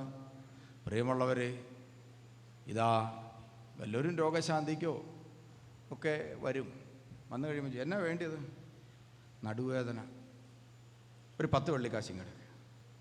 അതുകൊണ്ട് ഗുരു നിൽക്കുന്നു, പോയെന്ന് പ്രാർത്ഥിച്ചേക്കാം. ഗുരുവിൻ്റെ അടുക്കൽ ചെല്ലുമ്പോൾ ഗുരു ചോദിച്ചു, എന്നാ പ്രശ്നം? നടുവേദന. ഗുരുവിന് സങ്കടമായി. ഇവൻ എത്ര കാലം ഇങ്ങനെ വേദനിച്ച് നടക്കുന്നു. തലയൊക്കെ വെച്ച് പ്രാർത്ഥിച്ചു, രോഗം മാറി. അവൻ പുറത്തോട്ടിറങ്ങിയിട്ട് ഓർത്തു, സ്കാനിങ് വേണ്ട, ബ്ലഡ് ടെസ്റ്റ് നടത്തണ്ട, എക്സ്റേ എടുക്കണ്ട, ഇതിനെല്ലാം എന്തോരം പൈസയാകും. 10 രൂപയ്ക്ക് കാര്യം റെഡി. പ്രിയമുള്ളവർ, അവർ സന്തോഷത്തോടെ പറഞ്ഞു, ഈ ഗുരുവിൻ്റെ അടുക്ക പോവുകയാണെങ്കിൽ ലാഭം. അങ്ങനെ പ്രിയമുള്ളവർ, ആ സൗഖ്യം മേടിച്ചുകൊണ്ട് ആളുകൾ പോയി. എന്താ സംഭവിച്ചെന്നറിയോ? അവൻ ഈ പണസഞ്ചി ഇങ്ങനെ വീർപ്പിച്ചുകൊണ്ടിരുന്നു. യേശുക്രിസ്തുവിൻ്റെ ശക്തി അവൻ്റെ സ്വാർത്ഥ ലാഭത്തിനായിട്ട് അവൻ ഉപയോഗിച്ചു. ഇനി അത് നല്ല പുണ്യപ്രവൃത്തിക്ക് വേണ്ടിയാണ് ഉപയോഗിച്ചത്, അല്ല. യോഹന്നാൻ 12 പറയാണ്, അവനൊരു കള്ളനായിരുന്നു, പണസഞ്ചി അവൻ്റെ കയ്യിലായിരുന്നു, അവനതിൽ നിന്ന് എടുത്തിരുന്നു. വ്യക്തമായി പറയുന്നുണ്ട്. അങ്ങനെ ഇരിക്കുമ്പോഴാണ് ഒരു പെണ്ണ് ചാടിയോടി യേശുവിൻ്റെ അടുക്കലേക്ക് ചെന്നു. കയ്യിൽ വലിയൊരു നാർദീൻ തൈലക്കുപ്പി, ഭയങ്കര വിലയേറിയ നാർദീൻ തൈലക്കുപ്പിയാണ്. അതങ്ങോട്ട് പൊട്ടിച്ചിട്ട് യേശുക്രിസ്തുവിൻ്റെ തലയിലോട്ടൊഴിച്ചു. തലയിൽ കൂടെ ഏതോ താഴോട്ടൊഴുകി കർത്താവിൻ്റെ ഡ്രസ്സെല്ലാം നനഞ്ഞങ്ങൾ കുതിർന്നു. അപ്പോഴാണ് ഭയങ്കര മണം, നല്ല സ്പ്രേയുടെ മണം അങ്ങോട്ട് പോകാം. അത് കഴിഞ്ഞപ്പോൾ പ്രിയമുള്ളവരെ, ആളുകളെല്ലാം പറഞ്ഞു, എന്തോ ഒരു മണ, മറിയം ദേഹത്തൊഴിച്ച ആ കുപ്പി എന്തോ ഒരു മണമാണ്, ഭയങ്കര കൂടിയ സ്പ്രേ ഇത് എന്നൊക്കെ പറഞ്ഞുകൊണ്ടിരിക്കുക. അപ്പോൾ യൂദാസ് അവിടെ നിന്നവരോട് പറഞ്ഞു, സത്യത്തിൽ എന്തൊരു മണ്ടത്തരയി കാണിച്ചത്. ഈ നാർദീൻ തൈലക്കുപ്പി മറച്ചു വയ്ക്കുമായിരുന്നെങ്കിൽ എന്തോരം പൈസ കിട്ടിയേനെ. യേശു ക്രിസ്തു അത് കേട്ടു. കർത്താവിൻ്റെ നെഞ്ച് കലങ്ങിപ്പോയി. കർത്താവ് യൂദാസിനെ നോക്കിയിട്ട് എന്നാ പറഞ്ഞതറിയോ? എടാ, എൻ്റെ ശവാടക്കിന് തലയിൽ ഒഴിച്ചാന്നങ്ങ് വിചാരിച്ചു. എന്തോരം വേദനിച്ചിട്ടാണ് കർത്താവ് അപ്പോസ്തലൻ്റെ മുഖത്ത് നോക്കി. എൻ്റെ ശവാടക്കിന് തലയിൽ ഒഴിച്ചാന്നങ്ങ് ഓർത്തു. നിങ്ങളുടെ അച്ചായ നിങ്ങളോട് പറയുക, എൻ്റെ ദേഹത്ത് റീത്ത് വെച്ചതാണെന്നങ്ങ് വിചാരിച്ചു എന്ന് പറഞ്ഞതിൻ്റെ അർത്ഥം എന്താ? അത്രയൊക്കെ അർത്ഥം ഉണ്ടായിരുന്നതിന്. എന്നിട്ടും അവന് കാര്യം മനസ്സിലായില്ല. അവസാനം പ്രിയമുള്ളവരെ, ഒരു ദിവസം 2-3 പേര് വന്ന് യൂദാസിനോട് ചോദിച്ചു, യൂദാസേ, നിങ്ങളുടെ ഗുരുവിനെ ഒന്ന് കാണാൻ വേണ്ടി വന്നാൽ കാണിക്കുമോ? കണ്ടാൽ മാത്രം മതിയോ? അതോ വല്ല രോഗശാന്തിയോ അത്ഭുതമോ പിശാചിൻ്റെ പ്രശ്നമോ എന്തെങ്കിലും ഉണ്ടോ? ഒന്നുമില്ല, ഞങ്ങൾക്ക് ചുമ്മാ ഗുരുവിനെ ഒന്ന് കാണുക, ഒരു ഹായ് പറയുക, ഇത്രയേ ഉള്ളൂ. അപ്പോൾ യൂദാസ് പറഞ്ഞു, മേള് കീഴൊക്കെ നോക്കിക്കഴിഞ്ഞപ്പോഴത്തേനും പൈസ ഉള്ളിടത്തെയാണ് ഒരു 30 വെള്ളിക്കാശ് എടുത്ത് പോക്കറ്റ് കിട്ടും. എന്നിട്ട് പറഞ്ഞു, ഇതുകൊണ്ട് നിൽക്കുന്നു, പോയി കണ്ടോളാൻ പറഞ്ഞു. ഉടനെ അവർ ചോദിച്ചു, ഏതാ പ്രായം ചെന്ന മനുഷ്യനാണോ? അല്ല, പുള്ളി മത്സ്യബന്ധനക്കാരനാണ്, പത്രോസ്. അങ്ങനെയല്ല ഗുരു. പിന്നെ ഇളയ പ്രായം കുറച്ച്, അല്ലതും യോഹന്നാൻ, അവന് വലിയ വെളിവില്ലാത്തവന്, അതല്ല. പിന്നെ ഏതാ? ഞാൻ കാണിച്ചു തരാം. ഞാൻ പോയി ഇപ്പോൾ ചുംബിക്കുമ്പോൾ നിങ്ങളെല്ലാം കണ്ടോണം ഞങ്ങളുടെ ഗുരുവിനെ. അങ്ങനെ ഇതാ യൂദാസ് യേശുവിൻ്റെ അടുക്കലേക്ക് നടന്നുപോയി. അവനെ കെട്ടിപ്പിടിച്ച് ചുംബിച്ചു. അപ്പോഴാണ് കാട്ടിനിടയിൽ നിന്ന് പട്ടാളക്കാർ വന്നവനെ പിടിച്ച് കെട്ടി ബന്ധിച്ചുകൊണ്ട് പോയി. അവൻ്റെ തോളയിലേക്ക് ആ കുരിശ്, അവനൊരു കുരിശ് രൂപപ്പെട്ടു വന്നു. അത് തോളയിലോട്ട് എടുത്തു വെച്ചതാരാ? കൂടെ നിന്നവൻ. അപ്പം നിങ്ങളുടെയൊക്കെ ജീവിതത്തിൽ നിങ്ങൾക്ക് ഇതാ കുരിശുകൾ, ചെയ്യാത്ത തെറ്റുകളൊക്കെ നിങ്ങളുടെ ജീവിതത്തിലുണ്ട്. നിങ്ങളുടെ ചുറ്റുപാടുമുള്ള മനുഷ്യരെല്ലാം കൂടെ ചേർന്ന് ഇതാ പല കുരിശുകളും നിങ്ങൾക്ക് രൂപപ്പെടുത്തിയിട്ടുണ്ടായിരിക്കും. ആ കുരിശ് നിങ്ങളുടെ തോളയിലേക്ക് ഇടിച്ച് വെച്ച് തരാൻ പോകുന്ന ആരാ? ഒന്നുകിൽ നാത്തൂൻ, ഇല്ലെങ്കിൽ അളിയൻ, ഇല്ലെങ്കിൽ പിന്നെന്താണ് അമ്മായി, ഇല്ലെങ്കിൽ അമ്മാച്ചൻ, ഒന്നുമില്ലെങ്കിൽ ഭർത്താവ്, ഇല്ലെങ്കിൽ മക്കളായിരിക്കും. ചിലർക്ക് മക്കളായിരിക്കും. മക്കളെന്ത് ചെയ്യും? അപ്പനും അമ്മയൊക്കെ ഒരു പ്രായമായി കഴിയുമ്പോൾ മക്കളായിരിക്കും കുരിശെടുത്ത് വെക്കുന്നത്. മകൾ പറയും, എനിക്കിഷ്ടപ്പെട്ട ഒരു ചെറുക്കനെ കണ്ടിട്ടുണ്ട്, ഞാൻ അവനെ അല്ലാതെ ആരെയും കെട്ടുകയില്ല. അന്നേരമായിരിക്കും വലിച്ചു കെട്ടി എന്ത് ചെയ്യുന്നത്, ലോറിപ്പുറത്ത് കയറ്റി ഇവിടെ കൊണ്ടിറക്കി എൻ്റെ മുമ്പിൽ കൊണ്ട് ഇരുത്തും. ഇങ്ങോട്ട് തിരിച്ചിരുത്തി കഴിഞ്ഞാൽ അങ്ങോട്ട് നോക്കിയിരിക്കും. ഈ ടൈപ്പ് പാർട്ടികളെ കാണാൻ അരകല്ലിന് കാറ്റ് പിടിച്ച പരുവത്തിനിരിക്കും. ചില കുരിശ, മാതാപിതാക്കന്മാരുടെ തോളെ കയറുന്ന ചില കുരിശ്. ഇതുപോലെ എന്തെല്ലാം. ചിലപ്പം നമ്മുടെ കയ്യിൽ ചില കാശിരിപ്പുണ്ടായിരിക്കും. അയലോക്കംകാരൻ നാത്തുമെന്ന് പറയും, എടി എനിക്ക് ആ സ്ഥലത്തിൻ്റെ ബാക്കി പൈസ കൊടുക്കാൻ നീ അതൊന്നും തരാമോ? നമ്മളെന്ത് ചെയ്തു, പെണ്ണിനെ കെട്ടിക്കാൻ വിട്ടിരുന്ന കാശെടുത്ത് അങ്ങോട്ട് കൊടുത്തു കഴിഞ്ഞ് ചോദിച്ചപ്പോഴത്തേന് എന്താണ്, 2 ചീത്തയും 2 തെറി. അവസാനം പെണ്ണിൻ്റെ കല്യാണം നടക്കാതെ പോയി. കല്യാണം നടന്നില്ല എന്ന് പറയുന്ന അവളുടെ ജീവിതത്തിലെ ആ പ്രയാസത്തിൻ്റെ കാരണം എന്താണ്? മറ്റുള്ളവരുടെ സ്വാർത്ഥത. കണ്ടോ?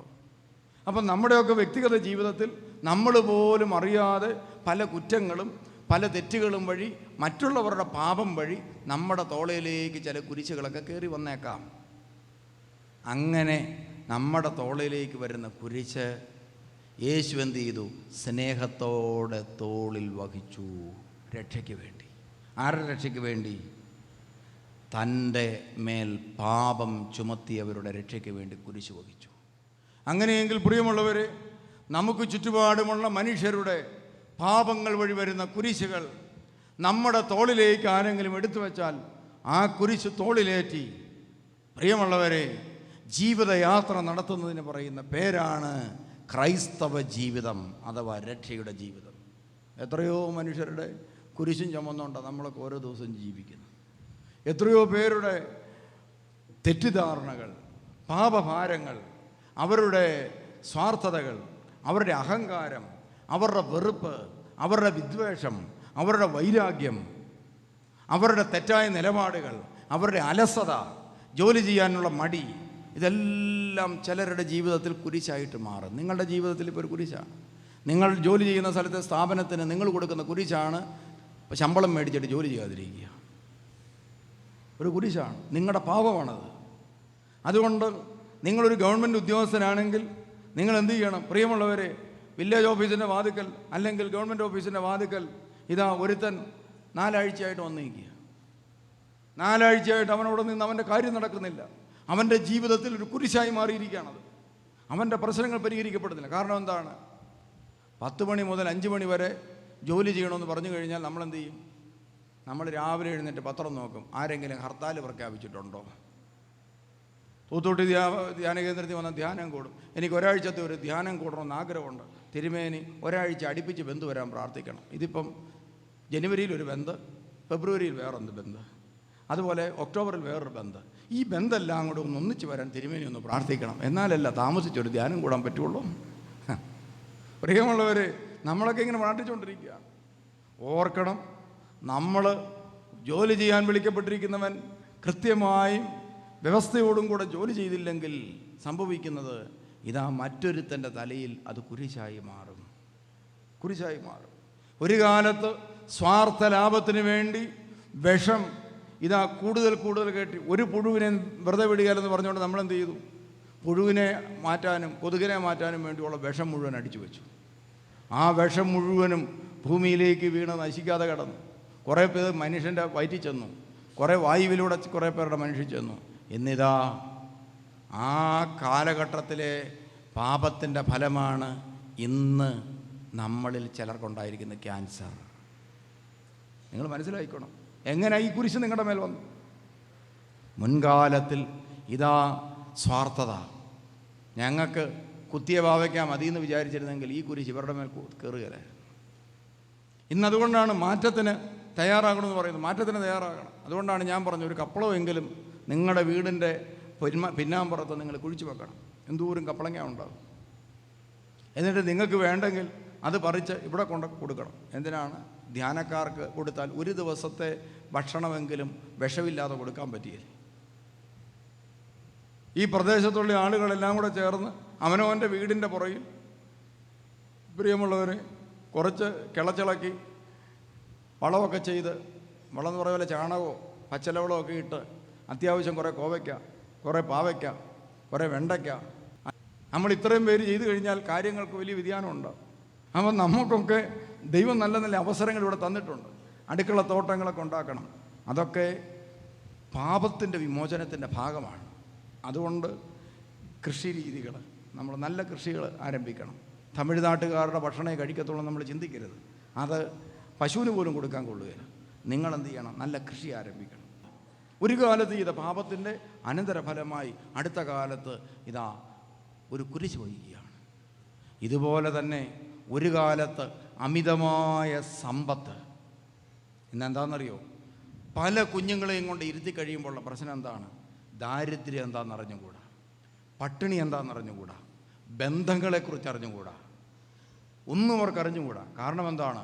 എല്ലാം കൊടുത്ത്, ലഭിച്ചത് പങ്കുവെക്കാതെ എല്ലാം പിള്ളേർക്ക് കൊടുത്ത് അവരെ വളർത്തി. 10 പിള്ളേർക്ക് വേണ്ടി ദൈവം കൊടുത്തതായിരിക്കും. അതെന്ത് ചെയ്തു? അല്ലെങ്കിൽ 5 പിള്ളേർക്ക് വേണ്ടി ദൈവം കൊടുത്ത, 10 എന്നൊക്കെ പറഞ്ഞ് നിങ്ങൾ പേടിച്ചു പോകണ്ട. 5 എണ്ണത്തിന് വേണ്ടി ദൈവം കൊടുത്ത സമ്പത്താണ്, 5 എണ്ണത്തിന് വേണ്ടി കൊടുത്ത ഭക്ഷണമാണ്. അതെന്ത് ചെയ്തു? 1 എണ്ണത്തിനെയും 2 എണ്ണത്തിനെയും തീറ്റിച്ചു. അങ്ങനെ വിശപ്പറിയാൻ മേലാതെ, ദാരിദ്ര്യം അറിയാൻ മേലാതെ, കഷ്ടപ്പാടറിയാൻ മേലാതെ വളർന്നവർ എന്തായി തീർന്നു? പ്രിയമുള്ളവരെ, ഇന്ന് ഇതാ മാതാപിതാക്കന്മാരെ വെറുക്കുന്നവരും ഉപേക്ഷിക്കുന്നവരുമായി തീർന്നു. എത്ര പേരെയാണ് കൊണ്ടുവരുന്നത്? എത്ര കുഞ്ഞുങ്ങളെയാണ് കൊണ്ടുവരുന്നത്? ബന്ധങ്ങളുടെ വിലയറിയാത്ത കുഞ്ഞുങ്ങൾ. ഞാനൊരു പെണ്ണിനോട് ചോദിച്ചു, അവളിപ്പം ഞാൻ ഇറങ്ങിപ്പോകാമെന്ന് പറഞ്ഞിരിക്കുക, ഞാൻ ഇന്ന് തന്നെ പോകും. അപ്പം ഞാൻ പറഞ്ഞു, നീ പോകുന്നതിന് കുഴപ്പമൊന്നുമില്ല, നീ പോകണം, നീ ഉറപ്പായിട്ടും പോകണം. ആ പേരൻസ് പറഞ്ഞു, തിരുമേനി എങ്ങനെയെങ്കിലും ഇവിടെ ഒന്ന് മനം മാറ്റിയെടുക്കുക. ഞാൻ പറഞ്ഞു, നീ മനമൊന്നും മാറ്റാനില്ല, നിനക്ക് ഓരോന്ന് പറഞ്ഞിട്ടുണ്ട്, അതുകൊണ്ട് നീ പോകണം. നീ കൊണ്ട് ആ രജിസ്റ്റർമാരി ചെയ്ത് ചെറുക്കൻ്റെ കൂടെ തന്നെ പോകണം.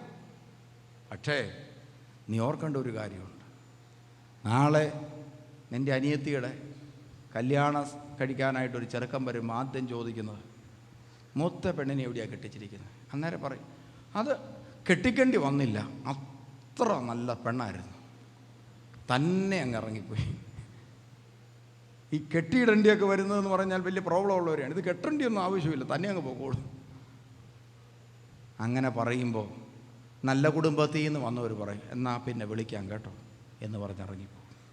ഓർക്കണം, ആ അനിയത്തിയുടെ തോളയിൽ കയറിയ കുരിശ് ആരുടെ പാപത്തിൻ്റെ ഫലമാണ്? ചേടുത്തിയുടെ പാപത്തിൻ്റെ ഫലം. എന്തിന്? പാപം മൂലം മറ്റൊരുത്തൻ്റെ തോളിൽ കുരിശ് കൊടുക്കണം. അതുകൊണ്ട് പ്രിയമുള്ളൊരു, ഓരോ പാപവും മറ്റൊരു വ്യക്തിയുടെ തോളിൽ ഒരു കുരിശ് കയറ്റും.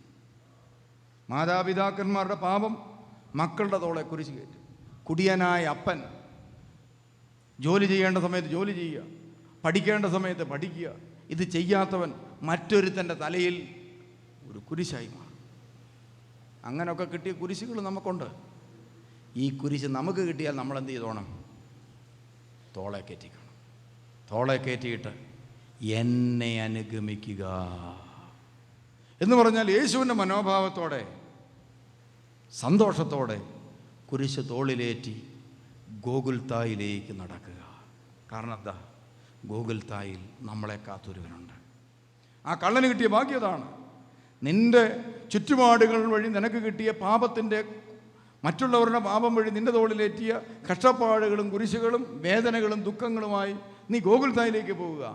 അവിടെ ചെന്നാൽ ഏത് പാപത്തിൻ്റെ കുരിശുകളെയും പാപത്തെയും ഇതാ രക്ഷയുടെയും പറുദീസായുടെയും അനുഭവമാക്കി തീർക്കാൻ കഴിവുള്ളവൻ അവിടെ ഉണ്ട്.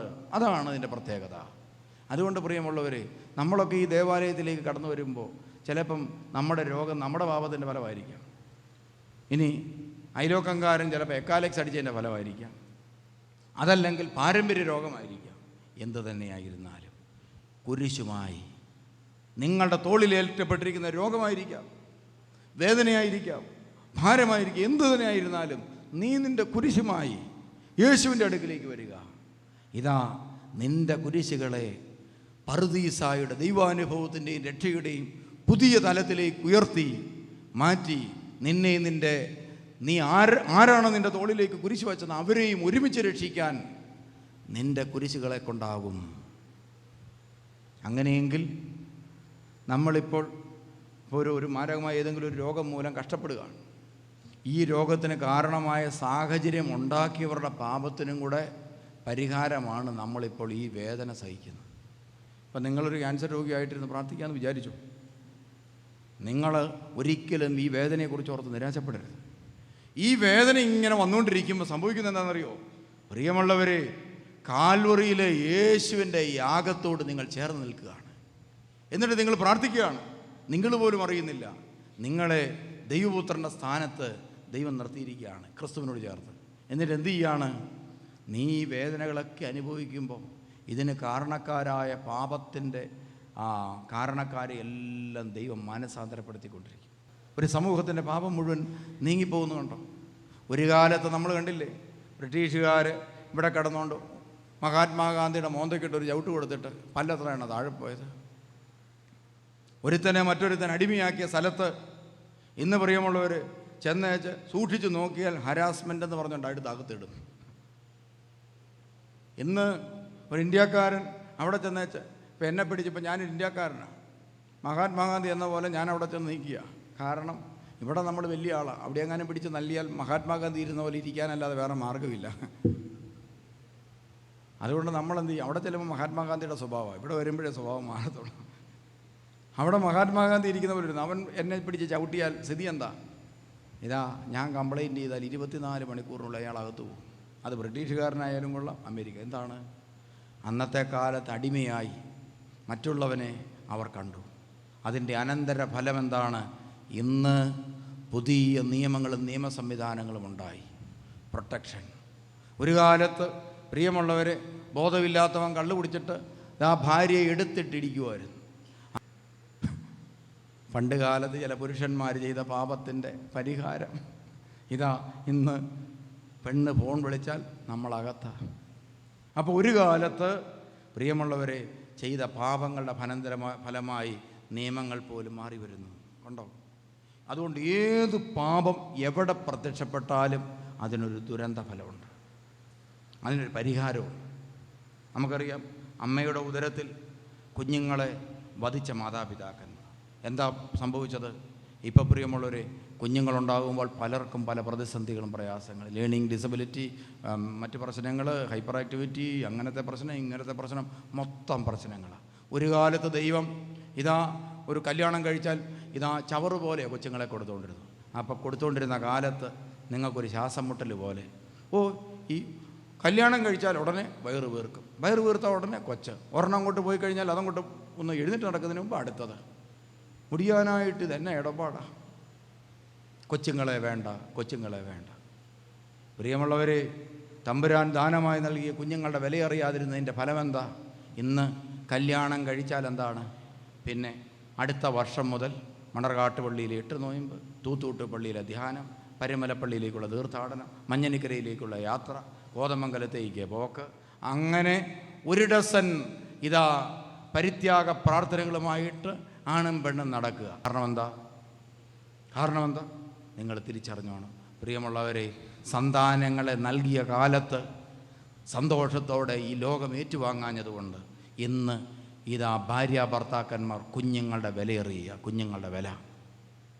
പണ്ട് കാലത്ത് പ്രിയമുള്ളവർ പെൺപിള്ളേരുണ്ടായി കഴിയുമ്പം ഇതാ തിരിഞ്ഞു നടന്നിരുന്ന അപ്പന്മാർ, ഇന്ന് അതിൻ്റെ അനന്തരഫലം എന്താ?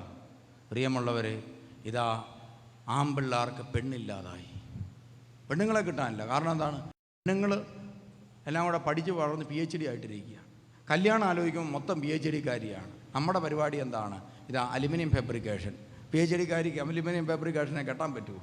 അതുകൊണ്ട് പെണ്ണും കെട്ടാതെ നിൽക്കും, അലുമിനിയം ഫാബ്രിക്കേഷനുകാരനും ഓട്ടോറിക്ഷ ഡ്രൈവറും എന്താണ് ലൂക്കിലും നടക്കും. കാരണം മനസ്സിലാക്കിക്കോണം, ഒരു കാലത്ത് പെണ്ണിനെ ദൈവം സൃഷ്ടിച്ചതാണ്. ആ പെണ്ണ് വേണ്ട എന്ന് പറഞ്ഞ് ബഹളം കൂട്ടിയതുകൊണ്ട് ദൈവം പെണ്ണുങ്ങളെ എടുത്ത് ഉയർത്തി. വിദേശ രാജ്യങ്ങളിലൊക്കെ സ്ത്രീകൾക്കാണ് ശമ്പളം കൂടുതൽ. അതുകൊണ്ട് പുരുഷന്മാർ പേടിച്ചാണ് നിൽക്കുന്നത്. പലരും സ്ത്രീകളുടെ വിസായയിലാണ് നിൽക്കുന്നത്. അതുകൊണ്ട് ഭാര്യ എന്നേലും പറഞ്ഞു കഴിഞ്ഞാൽ, എന്തെങ്കിലും ഭാര്യയോട് പറഞ്ഞു കഴിഞ്ഞാൽ അടുത്ത ഫ്ലൈറ്റിന് കയറ്റി വിട്ടെങ്കിലോ എന്ന് ഓർത്ത് അവർ ഭാര്യയോട് പറയുകയില്ല. പിന്നെ ആരോടാണ് പറയുന്നത്? അത് മുഴുവൻ ഞങ്ങളോടാണ് പറയുന്നത്. കാരണം എന്താണ്? വിസിറ്റിംഗ് വിസായ ചെല്ലുന്നതല്ല, എന്ത് തെറി വേണേലും പറയാം. അപ്പോൾ പ്രിയമുള്ളവരെ, ഞാൻ പറഞ്ഞു വന്നത് ഇതാ പാപത്തിൻ്റെ അനന്തര ഫലമായി കുരിശുകൾ. ആ കുരിശ് ഇതാ തോളിലേറ്റുന്നവൻ്റെ മനോഭാവവും വിശുദ്ധിയും ആ കുരിശുകളെ ഇതാ രക്ഷയും ലോകത്തിൻ്റെ നന്മയുമാക്കി മാറ്റും. അതുകൊണ്ട് പ്രിയമുള്ളവർ, കുരിശുകൾക്കെല്ലാം പിന്നിൽ പാപമുണ്ട്. ഓരോ കുരിശുകൾക്കും പിന്നിൽ പാപമുണ്ട്. ആ കുരിശേറ്റുവാങ്ങുന്നവൻ്റെ നിലപാടെന്തായിരിക്കണമെന്ന് യേശു നമ്മളെ കാണിച്ചു തരികയാണ്. ആ യേശുവിൻ്റെ പാതയിൽ അതേ മനോഭാവത്തോടെ കുരിശെടുത്തവനാണ് സ്തേഫാനോസ്. സ്തേഫാനോസ് കുരിശ് നെഞ്ചിലേറ്റിക്കൊണ്ട് പറഞ്ഞു, പിതാവേ, ഇവരുടെ പാപം ഇവരുടെ മേൽ നീ ചുമത്തരുതേ. യേശു എന്ത് ചെയ്തു? എഴുന്നേറ്റ് നിൽക്കുന്നതായി സ്തേഫാനോസ് കണ്ടു. യേശു പിതാവിൻ്റെ വലതുഭാഗത്ത് എഴുന്നേറ്റ് നിന്ന് അവനെ കൈനീട്ടി സ്വീകരിക്കുന്നതായി സ്തേഫാനോസ് കണ്ടു. ആ പാപത്തിൻ്റെ അനന്തരഫലമായി അവൻ്റെ തോളിലേറ്റിയ കുരിശിൻ്റെ പിന്നിൽ പാപമുണ്ടായിരുന്നു. ശൗലെന്ന് പറയുന്ന മനുഷ്യൻ്റെ അഹങ്കാരത്തിൻ്റെയും തെറ്റായ ബോധ്യങ്ങളുടെയും ഇതാ പാപം. ആ അഹങ്കാരവും പാപവും ഇതാ തകർന്നടിഞ്ഞ് വീണ് ശൗലെന്ന് പറയുന്നവൻ ചരിത്രത്തിലെ വിശുദ്ധനായി മാറി. കണ്ടോ? പാപത്തെ ചവിട്ടിപ്പൊടിച്ച് ഇതാ രക്ഷയ്ക്ക്, ലോകത്തെ മുഴുവൻ രക്ഷിക്കാൻ വേണ്ടിയുള്ള ദൈവശക്തിയാണ് ഓരോ ക്രിസ്ത്യാനിക്കും ദൈവം നൽകിയിട്ടുള്ളത്. അതുകൊണ്ട് പ്രിയമുള്ളവരെ, ഓരോരുത്തരും എന്ത് ചെയ്യണം? സമൂഹത്തിൻ്റെ പാപങ്ങളെയെല്ലാം സ്വന്തം തോളിൽ ഏറ്റെടുത്തുകൊണ്ട് ചവിട്ടിമെതിക്കാൻ ക്രൈസ്തവർക്ക് ദൈവം അധികാരം നൽകിയിട്ടുണ്ട്. ഇന്ന് തീവ്രവാദികളായിട്ടുള്ള മനുഷ്യർ ക്രൈസ്തവരായിട്ടുള്ള ആളുകളെ കഴുത്ത് മുറിച്ച് കൊല്ലുന്ന കാഴ്ച നമുക്ക് ടി വിയിലൂടെ കാണാൻ സാധിക്കും. നമ്മളെങ്ങനെ പ്രാർത്ഥിക്കണം? ദൈവമേ, ഇതാ ക്രൈസ്തവരോട് വെറുപ്പും വിദ്വേഷവും വൈരാഗ്യവും ഉണ്ടായിരിക്കുന്ന സമൂഹത്തോട് അങ്ങ് കരുണയായിരിക്കണമേ എന്ന് പ്രാർത്ഥിച്ചാൽ ആ തീവ്രവാദി എന്ത് ചെയ്യുമെന്നറിയാമോ? നാളെ ഇവിടെ വന്ന് നിന്ന് പ്രാർത്ഥിക്കും. എന്ത് പ്രാർത്ഥിക്കും? മാതാവേ, യേശുവേ എന്ന് പറഞ്ഞ് പ്രാർത്ഥിക്കും. ഉറപ്പാണ്. അതല്ലേ ഗ്രഹാൻസ്റ്റൈൻ എന്ന് പറയുന്ന ഒരു മനുഷ്യനെ, ഒരു സുവിശേഷകനെ ഭാരതത്തിൽ ചുട്ടുകൊന്നു. അദ്ദേഹത്തിൻ്റെ ഭാര്യയും മക്കളും ആ കുരിശേറ്റ് വാങ്ങി. അവളൊരു വിധവയായി, ആ മക്കൾ അനാഥരായി. അവരിന്ത്യ വിടുന്നതിന് മുമ്പ് ഇതാ പത്രക്കാരോട് നടത്തിയ അഭിമുഖത്തിൽ പറഞ്ഞത് എന്താണ്? എൻ്റെ ഭർത്താവിനെ ചുട്ടുകൊരിച്ച മനുഷ്യനോട് ഞാനും എൻ്റെ കുടുംബവും ഞാനും എൻ്റെ മക്കളും ക്ഷമിക്കുന്നു എന്ന് പറഞ്ഞുകൊണ്ടാണ് അവർ എയർപോർട്ട് വിട്ടുപോയത്. എന്ത് സംഭവിച്ചെന്നറിയാവോ? ആ മനുഷ്യനെ ചുട്ടുവന്ന, ആ സുവിശേഷകനെ ചുട്ടുവന്ന വ്യക്തി മാനസാന്തരപ്പെട്ട് യേശുവിൻ്റെ സുവിശേഷം പ്രസംഗിക്കാൻ തുടങ്ങി. പ്രിയമുള്ളവരെ, റാണി എന്ന് പറയുന്ന ഒരു കന്യാസ്ത്രീയെ മധ്യപ്രദേശിൽ വെച്ച് ഏകദേശം 50-ലധികം പ്രാവശ്യം കുത്തിയ വ്യക്തി, വൈരാഗ്യം, പാപം, വെറുപ്പ് എല്ലാം കൂടെ ചേർന്ന്, ക്രിസ്ത്യാനികളുടെ വെറുപ്പ്. എന്ത് സംഭവിച്ചു? 10 വർഷത്തിന് ശേഷം ഇതാ റാണിയുടെ ഭവനത്തിൽ വന്ന് ആ കൊല ചെയ്ത മനുഷ്യൻ അപ്പൻ്റെ കാലിൽ കെട്ടിപ്പിടിച്ച് റാണിയുടെ മരണത്തെ ചൊല്ലി, പ്രിയമുള്ളവരെ, കണ്ണീരൊഴുക്കി മാപ്പ് ചോദിച്ചുകൊണ്ട് അവൻ യേശുക്രിസ്തുവിൻ്റെ സാക്ഷിയായി മാറി. റാണിയെ കൊല ചെയ്തു കഴിഞ്ഞപ്പോൾ പ്രിയമുള്ളവരെ, ആ റാണിയുടെ അമ്മയോട് ആളുകൾ ചോദിച്ചു, നിങ്ങളുടെ മകളെ കുത്തിക്കൊന്ന വ്യക്തി ഇപ്പോൾ ഇവിടെ വന്നാൽ നിങ്ങൾ എന്ത് ചെയ്യുമെന്ന് ചോദിച്ചു.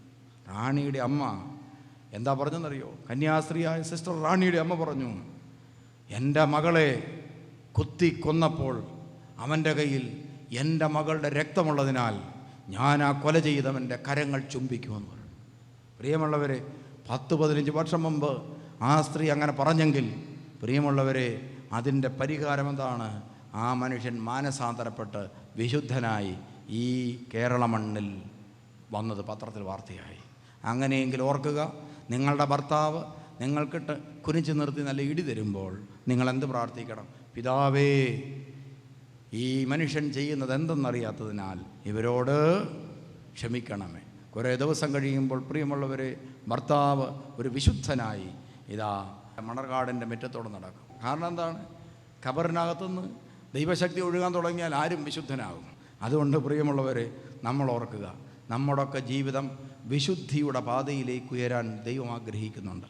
അതിനു വേണ്ടിയിട്ടാണ് ദൈവം നമുക്ക് ഇതാ കുരിശുകളും കഷ്ടപ്പാടുകളും നൽകുന്നത്. ആ കുരിശിൻ്റെ പിന്നിൽ പാപമോ അതുപോലെ മറ്റു മനുഷ്യൻ്റെ തിന്മകളോ ആയിരുന്നാൽ കൂടി അതിൻ്റെ പിന്നിൽ ദൈവത്തിൻ്റെ ഒരു പദ്ധതിയുണ്ട്. ആ പദ്ധതി എന്താണ്? ഈ കുരിശ് വഴി ഉണ്ടാകുന്ന ആ ബലഹീനതകളെ നീ ചുമന്ന് ഇതാ യേശുവിൻ്റെ മനോഭാവം, യേശുവിനെ അനുഗമിക്കുക, യേശുവിൻ്റെ മനോഭാവം എടുക്കുക. അപ്പോൾ ആ കുരിശ് രക്ഷയ്ക്ക് കാരണമാകും. അതുകൊണ്ട് നിങ്ങളുടെ രോഗങ്ങളും നിങ്ങളുടെ പ്രയാസങ്ങളും നിങ്ങളുടെ ദുരിതങ്ങളും എന്തുകൊണ്ടുണ്ടായി എന്ന് ഇനി ആരോടും ചോദിക്കരുത്. നിങ്ങളുടെ പാപം കൊണ്ടായാലും മറ്റുള്ളവരുടെ പാപം കൊണ്ടായാലും കുരിശുകൾ നിങ്ങളുടെ തോളെ കെട്ടി. അതിൻ്റെ അർത്ഥം നിങ്ങളെ ഈ കാലഘട്ടത്തിൻ്റെ ക്രിസ്തുവായി ദൈവം കണ്ടു എന്നർത്ഥം. ഈ കാലഘട്ടത്തിൽ ക്രിസ്തുവിനോട് ചേർന്ന് രക്ഷയുടെ പാത്രമായി തീരാൻ നിങ്ങളെ ദൈവം കണ്ടു എന്നതിൻ്റെ അടയാളമാണ് നിങ്ങൾക്കുണ്ടാകുന്ന മാരക രോഗങ്ങളും നിങ്ങൾക്കുണ്ടാകുന്ന മാരക പ്രതിസന്ധികളും. അതുകൊണ്ട് നിങ്ങൾ ക്രിസ്തുവിൻ്റെ ആളാണെന്നുള്ളതിന് തെളിവാണ് പ്രിയമുള്ളവരെ നിങ്ങൾ രോഗികളായി. അതുകൊണ്ടാണ് ഏറ്റവും കൂടുതൽ അത്ഭുതങ്ങൾ നടക്കുന്നത് രോഗികളുടെ ഇടയിലാണ്. മെഡിക്കൽ കോളേജിലോട്ട് കയറിയാൽ മതി പ്രിയമുള്ളവരെ, അവിടെ എന്തുമാത്രം വേദനിക്കുന്ന മനുഷ്യരാണ്. അവരിലൊക്കെ ക്രിസ്തുവുണ്ട്. അവരിലൊക്കെ നിങ്ങൾ ക്രിസ്തുവിനെ കാണും. അതുകൊണ്ട് സമയം കിട്ടുമ്പോഴൊക്കെ രോഗികളെ ശുശ്രൂഷിക്കാൻ വേണ്ടി നിങ്ങൾ പോകണം. അതുകൊണ്ട് രോഗികളെ കാണുക, അവരെ ആശ്വസിപ്പിക്കുക. ഇത് ഒരു ക്രൈസ്തവ ശുശ്രൂഷയാണ്. ക്രിസ്തുവിനെ ശുശ്രൂഷിക്കുന്നതിന് തുല്യമാണ് രോഗി ശുശ്രൂഷ. തൈലാഭിഷേക ശുശ്രൂഷ ഞങ്ങൾ നടത്തുമ്പോൾ രോഗികളെ ദൈവം ക്രിസ്തുവിനെ ശുശ്രൂഷിക്കുന്നതിന് തുല്യമാണ്. അതുകൊണ്ട് ഈ മേലാത്ത രോഗികളൊക്കെ വരുന്നത് നിങ്ങൾ കാണുമ്പോൾ നിങ്ങളും കൂടി വേണം ആ രോഗികളെ എടുത്തുകൊണ്ട് ഇരുത്തുക, അവരെ തിരികെ വണ്ടിയെ കയറ്റി വിടുക. ഇതൊക്കെ ഒരു നല്ല പുണ്യ ശുശ്രൂഷയാണ്. ഞാൻ അവസാനിപ്പിക്കട്ടെ. നമുക്കൊന്ന് എഴുന്നേറ്റ് നിൽക്കാം.